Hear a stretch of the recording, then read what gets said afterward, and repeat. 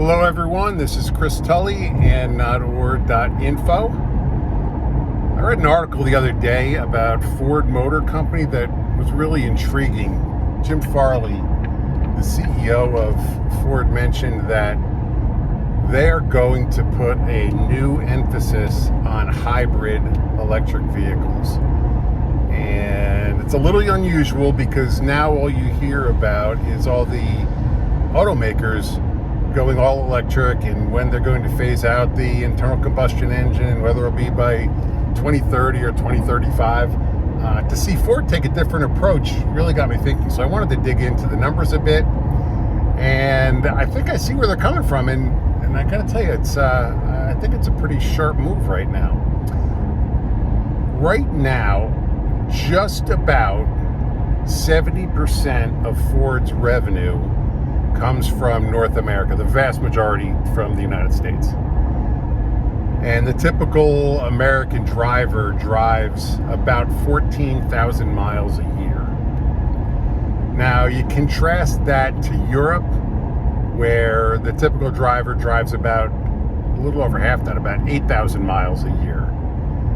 And you'll also find in Europe a much higher acceptance or penetration rate on EVs, part of which is because of their charging infrastructure. It makes some sense.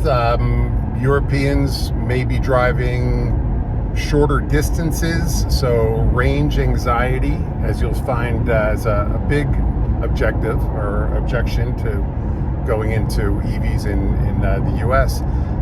They may not have range anxiety quite as much because they maybe are not driving as far distances. You'll also see in Europe a rail system that is far less expensive than the US and far more comprehensive. So you'll see a lot of rail traffic versus driving in the US. In the US, the infrastructure is obviously not there.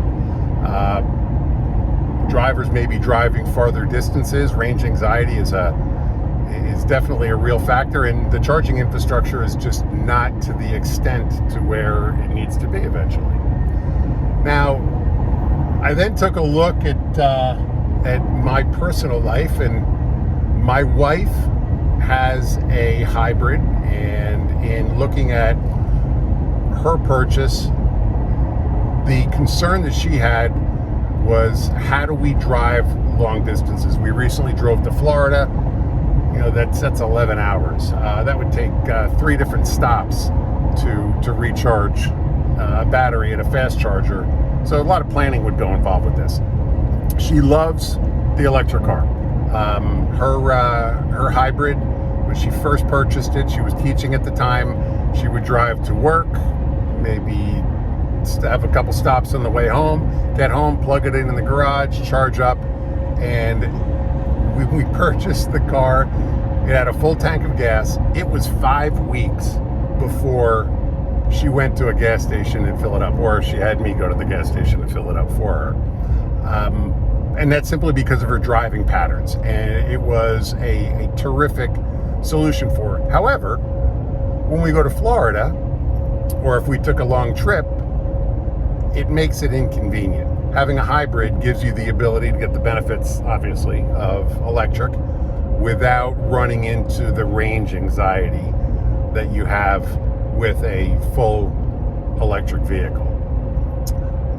So when I take a look at some personal anecdotes and what Jim Farley is looking at and seeing in the market, I think it makes a lot of sense for Ford to consider this move.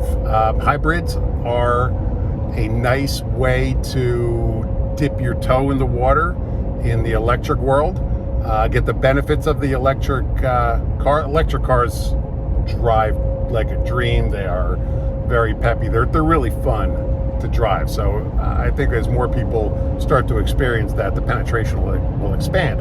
However, as my wife had, with range anxiety and driving long distances until a charging infrastructure is in place, I don't think we're going to see the penetration rates that we see in other places. You take a look at Scandinavian countries, and the vast majority of new car purchases are EVs.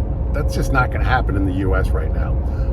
Ford's move to go to a hybrid model and bring more hybrids on board, I think is a real smart way for them to capture some of the market that has a deep interest in going electric, but just can't get past the issues like range anxiety.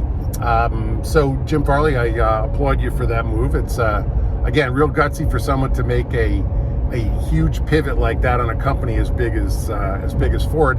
We'll see how it really pans out. I guess we have to wait a few years to get a full view of that, but I think it's the right way to go. All right, thanks everyone. I will I'll post a link to the article that I read about this from CNBC, so you could also get some information, and feel free to do all of your own research as well.